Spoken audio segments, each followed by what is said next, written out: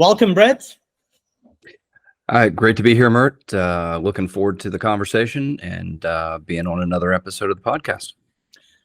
Today, our topic is going to be how ACF got to be and how we started working together to put iron cardio on ACF.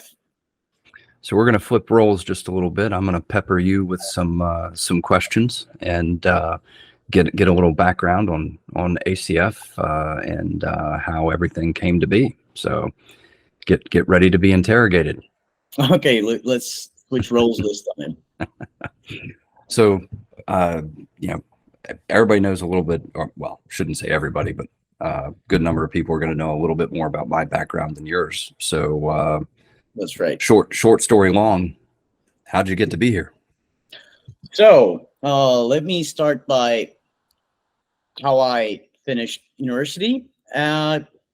I graduated without any real goals in mind, and I found myself in Japan. I was looking for work, and I happened to find computer programming work while I'm there. So that's how I became to be a technical person. And after that, I worked in various programming jobs. And at some point, I figured out I want to do something that's going to help a lot of people. And I think strength training, especially, and taking care of your body is one of the best things you can do for yourself. So I wanted to do something that's going to help people with that. And I was sitting in the gym one day in between sets, and I saw this couple being trained by a personal trainer. And this personal trainer was horrible. He was on his phone, not even looking at these people. And they were doing these really haphazard exercises that are chained together for no reason other than to get them out of breath. And I said, yeah, we need to spread the knowledge and spread the skills of really good coaches to these people and free them from this kind of evil, I thought. And that's how we started working on ACF. And it took us a good couple of years to get it actually started. Understood. And I met Fahim and Yüce along the way.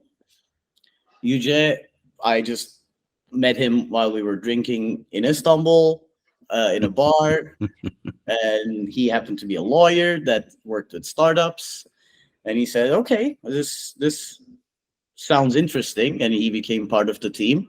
And the same thing for Fahim. He actually worked on something similar for a professional sports club in Turkey. But that project didn't really go where he wanted it to go. So he shelved it, but he always had this at the back of his mind, oh, we can do something like this that's going to be really useful. And that's why when we met and I mentioned what we're doing, he really jumped on the opportunity and we started working together. Excellent. And yeah, that's how and the first version we launched, we just put some random training programs in it. It was not even training programs. It was some random workouts, like do X number of swings, do X number of cleans. And we knew that it was not what people were looking for, but that's the first version we released and no one bought it. And obviously, right. Now in hindsight, it was obvious.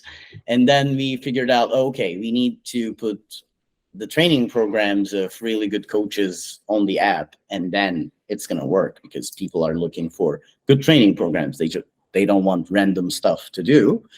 And that's how we started with iron cardio.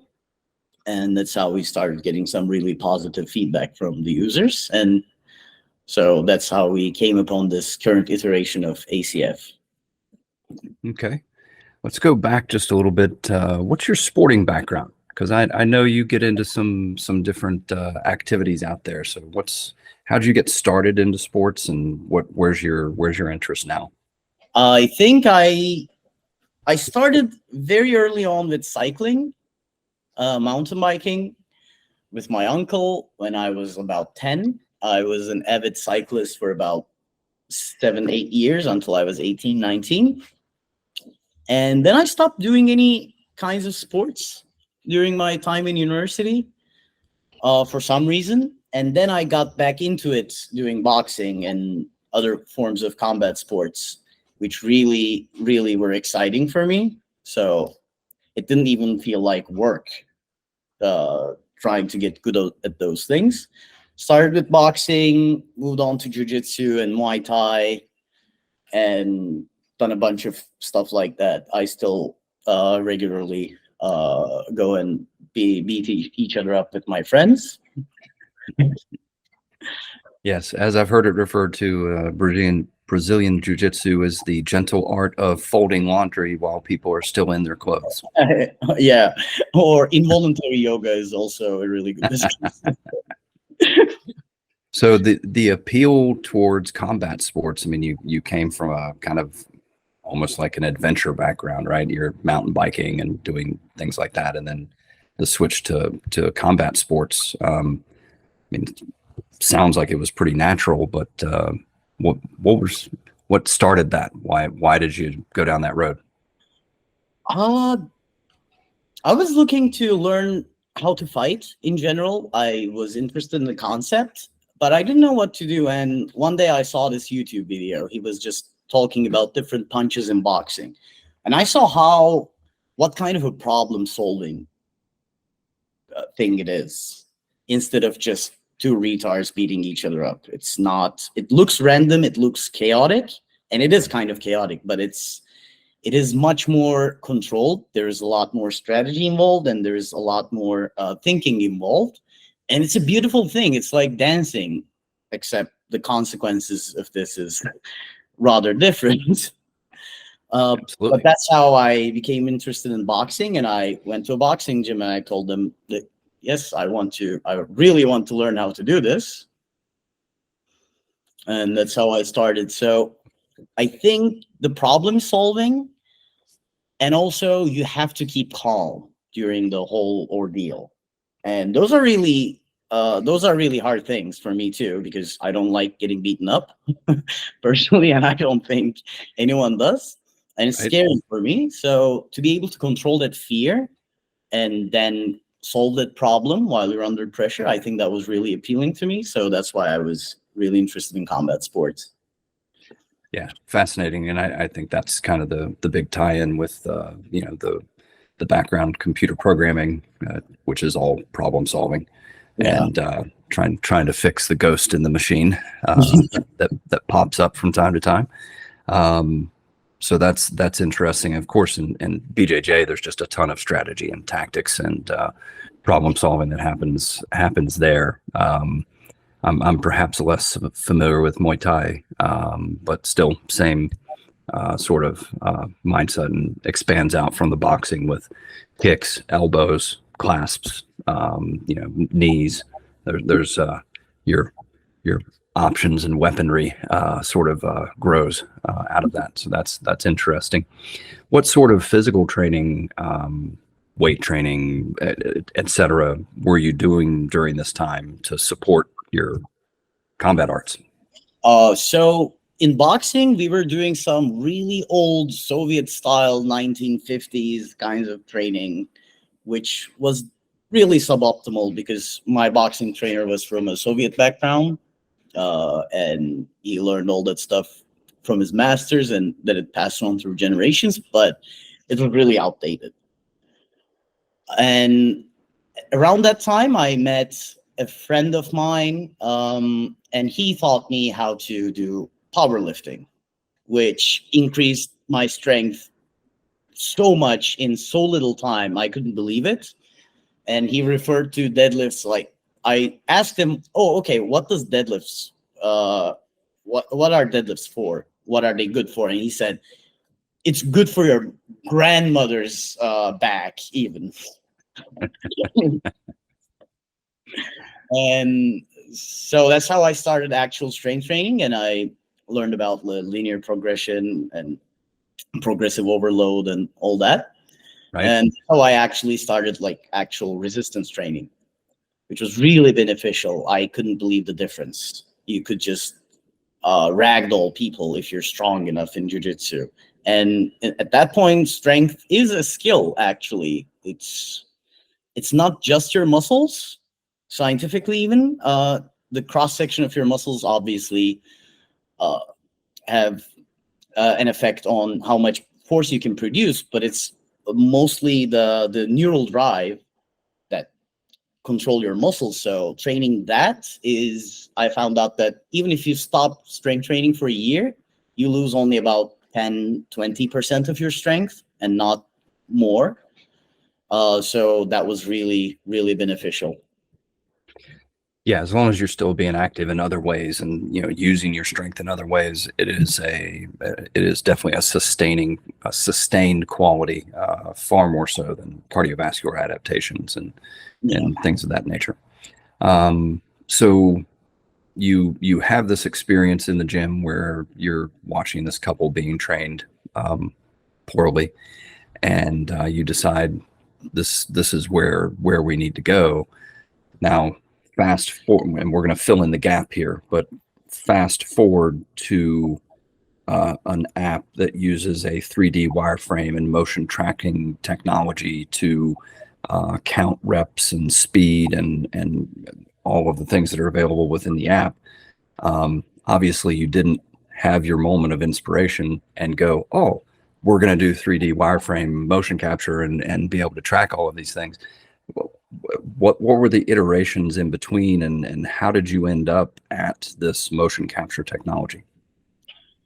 So that part, actually, we knew what kind of help people needed, but as you said, we didn't know how we can help them.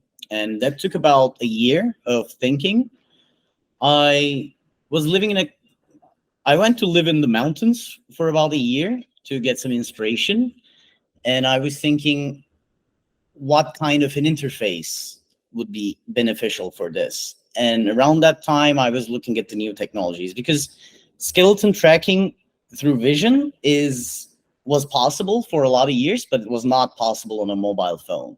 So that's very new. It was only became possible in 2020, 21. And at that point, when we were looking at that, okay, we can use this for these purposes. Because what does a trainer do? They watch the client doing their exercise and they can offer corrections. So we needed a way to do that through technology. And it became just available. The tracking itself just became available. So we figured out a way to analyze that tracking and to figure out what people are actually doing. And so, not being mathematically inclined myself, and I'm very thankful for the calculator feature on my iPhone, so that I can get the basics taken care of.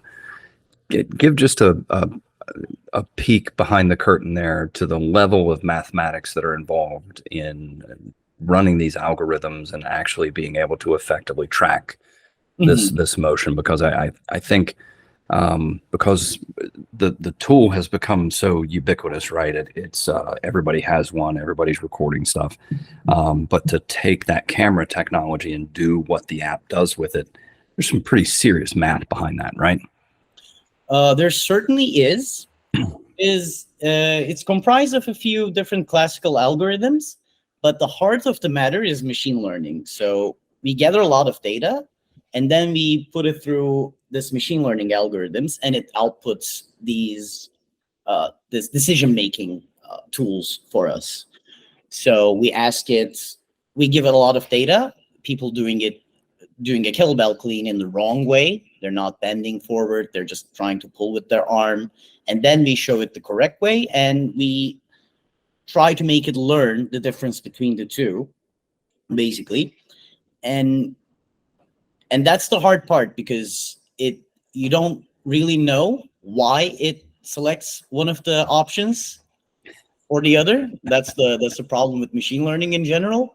So it does things, but we don't know why it does things. So we need to gather a lot of data. And you were also one of our subjects, and you recorded a lot of reps for us. Yes.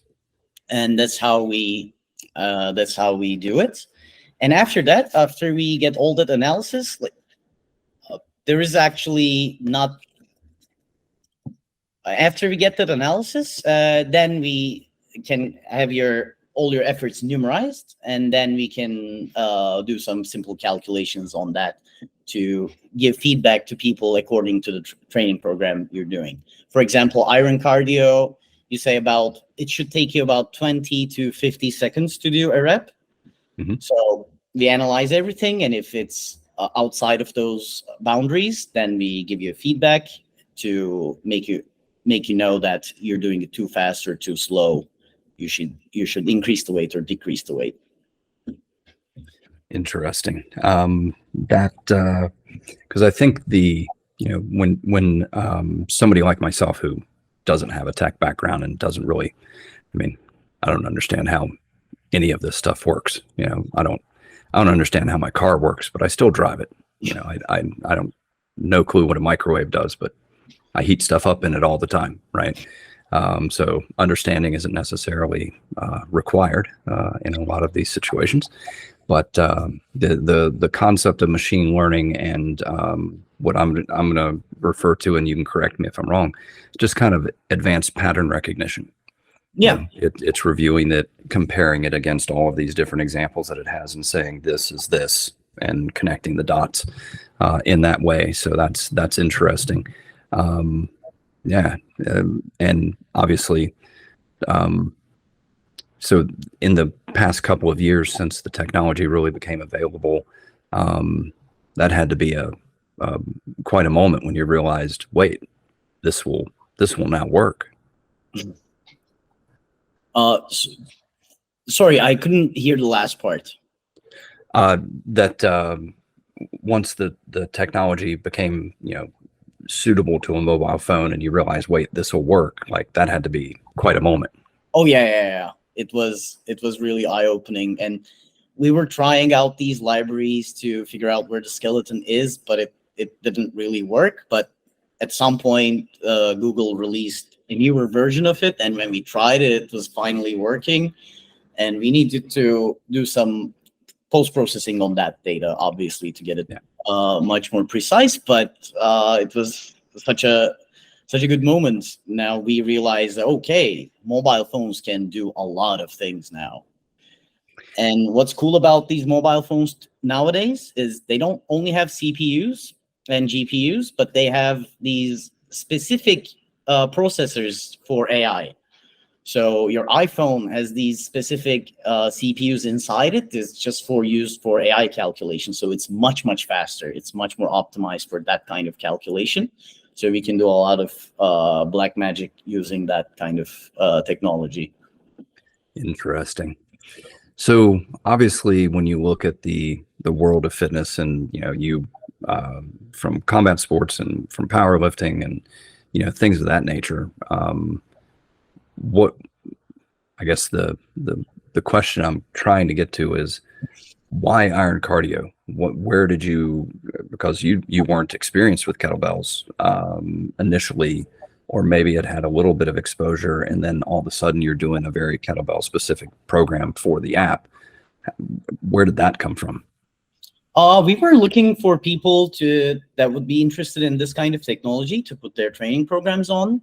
And when we first talked to you, we actually didn't have this kind of a product in mind. It was something different, but we still wanted to work together. But at some point, we decided that, okay, we need to put training programs from well-known coaches that are well-tested into this app, and then use the technology to direct people, because users are never, you cannot trust the users to be honest with their efforts. But now the app provides an objective measure of what they're doing, so we can have much more precise and much more helpful directions to the users. Interesting. And what challenges did the putting the kettlebell into the mix, what challenges did that provide from that machine learning and AI standpoint? That's a really good question. We found out, obviously, after a while, that a kettlebell looks like a lot of things. Interesting. Almost anything that can look like a kettlebell to the AI. So that was the biggest challenge. A barbell is a very specific shape. There are not many things that are shaped like barbells, but Right. it would look at coffee mugs and obviously classify this as a kettlebell. So you mean I could be going much lighter on my sessions and swinging a coffee mug around? Yeah, sometimes that was the problem. So we need to do a lot of trickery getting the kettlebell to work. And in the first versions that we released, we were not actually tracking the kettlebell itself. We were just tracking the person, but that also brings its own challenges. So in this new version, we're now tracking the kettlebell and we're figuring out the speed of the kettlebell and stuff like that, those metrics that are really important for trainees. But that was the biggest challenge. Everything looks like a kettlebell, especially when you don't see the handle and you teach You the just machine. have this blob. Yeah. Interesting. So that I'm sure that caused some gnashing of teeth and long nights of retooling things. Oh yeah. Our CTO was inside that room working for 3 days without taking a break. Well, thank you. Working. Yeah, it was detecting heads as kettlebells most of the time. Which kind of makes sense. It's a It was. it's a blob that's moving on the screen, so that does make sense. Now, we've part of the protocol and pull-ups and things like that. So as you started to kind of when I'm sitting there going, well, this is one of my favorite versions, and figuring out how to make that happen on the app, like, because now we've got the initial problem of, okay, how do we track a kettlebell? Well, now how do you track the person doing the pull-up in between the sequence? Like, there's got to be another process there that had to happen. Exactly. So we found out that there is no way of detecting a pull-up bar because a pull-up bar can look like anything. Just a line. Yeah. Even sometimes it's not a line. If it was just a line, then we would be able to, but something, those weird neutral grip ones, or there are some people just use a tree branch. Right. While they're working out, or so we had to cover all those situations. So we found out another way of not detecting the equipment for the pull-ups, but just detecting that the hands are still and the rest of the body is moving towards it, and do some trickery there to filter out everything that is not a pull-up. The pull-up was pretty challenging. Wow. To put it in there. Yeah, that makes sense, especially, tracking the kettlebell and then all of a sudden the kettlebell's not involved, but it still needs to complete the sequence. So that's interesting. There's randomization built into the app where if you don't feel like putting together your own practice, you can just, hit the button and it'll based off the loads that you've inputted and, what you have available, it'll generate a program for you. How intensive behind the scenes is that from an algorithmic standpoint? That was pretty easy. You just gave us what the algorithm is in human understandable format, and we just coded that in. That was not very hard to do because you gave us very clear instructions on what needs to be done. So that was one of the easier parts. So it selects mostly the medium weight because that's mostly what you should be working out with. And it mostly chooses the 3 to 4 rep range sets for the variation because that's mostly what you should be doing. But it can also select some stuff at the edges. It can select some very light sessions, or it can select some very heavy torturous sessions. But that's like 10% of the time. So most of the time you would be using a medium weight. And now with the new version, hopefully we will have the option of, okay, optimize a version for strength, optimize for muscular endurance and stuff like that. So that's going to be in an update very soon. And I think that's going to be very important as well for people. If you want to optimize for strength, most of the time you will be able to do that. Interesting. So from a slight switch of gears, as being part of this project and starting into your own kettlebell training and using the Iron Cardio protocol. What were your initial experiences and where are you now? That's really interesting. I did not know much about. I used kettlebells for training before. I was swinging them around. I did CrossFit and stuff like that. So we were doing the Russian and American swings. Understood. So I thought I knew how to use them, but then I met Iron Cardio, and I always listen to these stories. Oh, Russian weightlifters do kettlebell training in off season, and when they come back, they're actually stronger. And I thought that was, oh, that's really nice folk tales. That's what I thought at first. But when I started Iron Cardio, my experience was I didn't know the technique well enough, so I had to clean up my technique first. My cleans were horrible. My snatches were horrible, so I had to clean those up. And then I started doing it, and crazily, it gave me so much increase in strength that I couldn't believe it. My shoulder press went from about 55 kilos, that's 130 pounds or something in US imperial units, to about 78, 80 kilos, which is like 180 pounds or something. Yeah. It was over my body weight, and it's really impressive that I got there in like a month and a half, doing no other barbell work. I was just doing mostly the classic version of Iron Cardio. Yep. And I did not know this kind of training. That was really surprising to me, where you do one set, rest fully, and then do another set, which is kind of like powerlifting, where you wait as much as you want between the sets. Now, in Iron Cardio, the intensity compared to a 1x5 deadlift is lower. So you need less time, about 20 seconds to fully recover between the sets. And I never knew that this would be so effective. I could not believe it when I started doing it. Now I'm doing it all the time. And that's pretty much my only training that I need. If I hit a plateau, I will start doing some other stuff too. But my experience with Iron Cardio and kettlebells in general is it gives so much strength, it gives so much endurance, it gives so much cardio.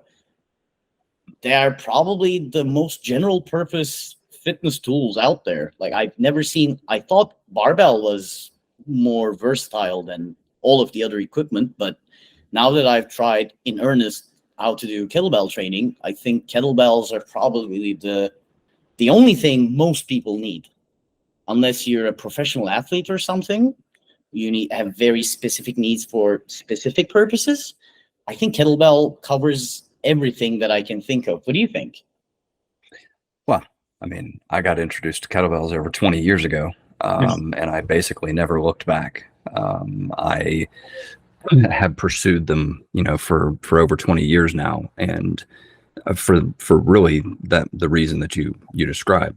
They're so effective, and I'm quite the minimalist, at heart. If I have one tool that'll do 5 things, I don't buy the other 4 tools. Mm-hmm. Obviously, there are ways to specialize in a variety of training modalities. I never ventured really into barbell Olympic lifting because I could clean, snatch, jerk. I could do the movements that were involved in Olympic lifting with a kettlebell, and I could teach people to do those movements with a kettlebell way faster than you ever would with a barbell. And so now if you want to go on that journey and you want to learn Olympic lifting, awesome. It is a tremendous pursuit, but you are committing to building skill in that modality, in that Olympic lifting for quite some time. It's going to be a long journey. A lot of people bring mobility restrictions and issues with them into Olympic lifting that don't make it the friendliest modality, and increases the amount of time they're going to spend, on that journey. And it boils down to a little bit of the what the heck effect that we talk about within Strong First, and Pavel, or Rob Lawrence and Pavel kind of put that together years ago as this what the heck effect of like, I'm just doing get-ups and swings, but my pull-up numbers went up. Like, what is that all about? Or I haven't touched a barbell, but my press just went up by almost 20 kilos, like, or by over 20 kilos. Like, how does that happen? And the follow-up question I wanted to ask there is like, you're almost using the barbell lifts as a test of what's happening in your kettlebell training. Any other lifts that you're tracking with your barbell that you're seeing improvements with from the kettlebell? I'm testing my deadlift as well, but I don't have enough plates to test my maximal deadlift. So it's a good problem to have. Yeah, right. Any squatting, barbell or otherwise? I am not squatting with barbells anymore because I'm getting all my squat work through kettlebells.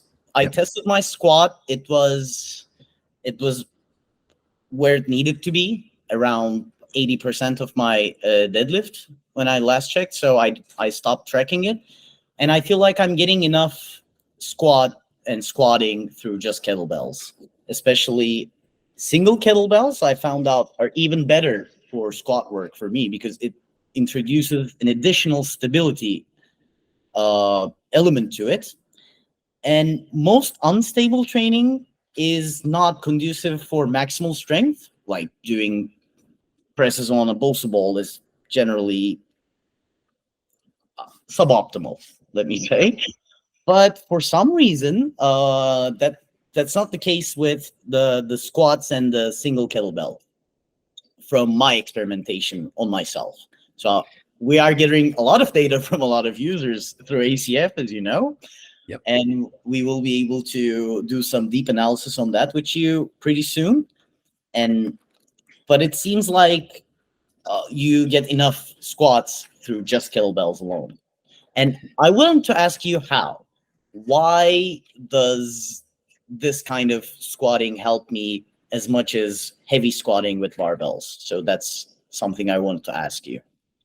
Well, and I was going to follow up with it because I think one of the common things, and I've worked with a few different people, obviously in the last couple of years since I put together the protocol and have been training people with it, and people bought the book and or the app, and they come back and say, well, this is great, but it's not challenging enough for my squat. And I'm like, well, just do it for a little while. Like, don't think ahead too much. Just go ahead and do it. And usually people come back and say, I get it now. Like this is, while no, we're not loading up a maximal squat. And believe me, I'm a squataholic. I do not have a barbell or a rack in my house because I would squat pretty much every day. I love it. When I was powerlifting, I progressed up to a 518 belt only squat in competition. Wow.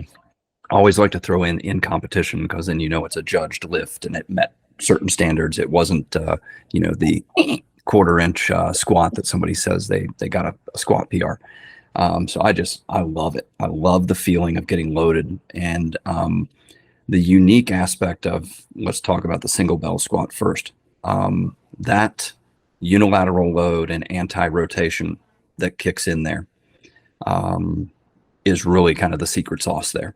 It really does have a lot of benefits. The way you have to maintain the rack position, prevent the twisting, prevent the bell from just coming out of the rack. Like it's self-correcting, right? Because if you start to pitch forward a little bit, gravity's awesome. It's taking the bell down. So if you don't maintain your body position, you get this. Nobody has to tell you to do it. The kettlebell is going to teach you. And as long as you're, keeping it in the rack, and there's a good chance that the right thing's happening, and that anti-rotation aspect and that unilateral loading really has a lot of benefit. Plus the volume that you can get into. When I was knocking off 60 sets of iron cardio with a 36 kilo bell, that's at least 60 squats with a 36 kilo bell performed with a little bit of speed. Right. Yeah. So now I'm taking that lighter weight and I'm accelerating it. We get a tremendous eccentric because the traditional sequence of clean press squat, what I'll do is As soon as the bell hits the rack, I let that little bit of momentum drive me into that eccentric. Well, that just increases the load. I know from being on a force plate, when I'm doing a two-handed swing with a 24 kilo bell, I can produce 3 to 3.5 times body weight eccentric load at the bottom of that swing. Mm-hmm. Well, taking that single bell and it rapidly, coming under control. This isn't dive bombing or, squatting out of control, but it's using some of that extra weight and acceleration into that eccentric that I then have to turn around into that concentric. I think there's a lot of benefit there. And then for those people who think, well, I just want to go heavier for my legs, cool, go double bell. Donnie Thompson, who was a world record power lifter, fantastically strong individual, great guy, very nice guy, and has his own brand of doing things, just somebody to look into. He felt while he was competing that a pair of 40 kilo bells, this is a guy at the time that had an over 1,000-pound squat, which should make my 518 sound pretty small. But he had an over 1,000-pound squat, but double 40s were enough for him with the kettlebells. And he felt like that gave him a load that was beneficial to his legs and to his squatting. So you load up with double bells, and I speak for myself. Double 36, I don't know that I need much more for my squat. It's heavy enough to challenge me to a good degree. So I think you can answer the question of what's heavy enough on the other end of the spectrum with double bells. And I think as long as you have a little bit of a mix of the two, you're going to get a lot of benefit for your squat. So it'd be interesting to see what shakes out of the data. Yeah, and I'm also really curious about what kind of an effect that has on the deadlift, because like you're a squatter, I'm a avid deadlifter. I just love the deadlift. Yeah. And I'm really curious about what kind of a effect it has on multiple people, not just me, but how does iron cardio affect the deadlift? That's a question I'm really interested in. Yeah, it'll be interesting to see what shakes out. I mean, that's one of the things that as I look towards maybe doing a second edition of the Iron Cardio ebook, is really touching base with the people that have bought in to the routine and what benefits they've seen and progressions they've seen. And one of the unique aspects of the program in general is I'm a very intuitive trainee and trainer. Mm-hmm. I was doing a session with he's an instructor and wanted to work with me a little bit on a few things, and he's like, okay, tell me what to do. And I'm like, uh-oh. I'm the worst person for that, because anything will work. I mean, I say that when in quotation marks and broad strokes, but like you can take a bad plan and pursue it aggressively and get good results. Yeah, you can take a great plan and not put the work in and not dial in certain things and get no results. So like anything will work. Now I ended up telling him what to do, right? I helped him with the program and everything, but for me, it's very much a conversation. It's not a cookie cutter program, and it's never like, here's how I program myself. I have my training log sitting right over here. And yesterday when I sat down to train, I got out my training log, blank page, and said, what do I want to do today? And that's how I decided what I wanted to do. I'm like, this sounds good. And I put it together and did it. It was great. I've looked back at my training log after a session, and I have to go back a year to find the same session. So I train consistently, and post-pandemic, post-cancer treatment, my training's actually been the most consistent that it's been in 15, 20 years, because I'm home. I'm not traveling every other weekend and putting in 30 trips a year. So my training's been really consistent. Who knew that would be beneficial? So I think that's another interesting aspect of it is you can. I've joked for a long time that you can do the same thing. You can do the same thing every day as long as you don't do the same thing every day. I love oxymoronic statements. I'm a huge fan. So, that sort of work really kind of appeals to me. It's been great to chat with you, Mert, and to get a little peek behind the curtain of ACF and how this came into being, and some of the challenges that iron cardio and the kettlebell presented in developing this technology. Give us where are we headed from here? What's coming up? So there's going to be a lot more training programs coming in. There is going to be some linear progressive overload programs that we're going to be releasing very soon. We're going to be adding some barbell programs. We're going to be adding more analysis features. And right now we give you an analysis of your efforts in iron cardio, but in the near future, it's going to be much more detailed. We're going to have a detailed description of what you did, what you can improve with your form, how you're producing force, and we're going to have a lot more info with that. So we are really excited about the future of ACF and releasing those tools for our trainees. Awesome. And I think some of the upcoming things that we've talked about as far as speed and power will be very, very interesting. Yes, it will be like a power plate, but through video only. So since we know how much distance it travels and how fast it travels, I'm sorry, our office cats are sometimes. Cats are always welcome. That's never a question. So it's gonna be very cool because it's gonna be like a power plate where you're gonna know how much force you're exerting on the kettlebell and on the ground, and how many watts you're producing at any given moment, and we're gonna be able to give you the variation of that over time. So to produce power and produce power over time, we're going to have metrics for that too. So that's going to be very cool in the future. Awesome. Well, I enjoyed flipping the tables on you and in interrogating and grilling you a little bit. That was really fun. I'm learning a lot from you with doing podcasts, because this is my second time hosting a podcast, and it's good to be interrogated. I'm learning a lot from your kind of interrogation. Well, it should be fun. It should just be a good, back and forth conversation, and I think it's been really good. So again, appreciate the opportunity, and look forward to chatting with you on the next podcast. Thanks a lot, and we're looking forward to chatting with you too. And see you next time. And thanks a lot. Thanks for listening, everybody.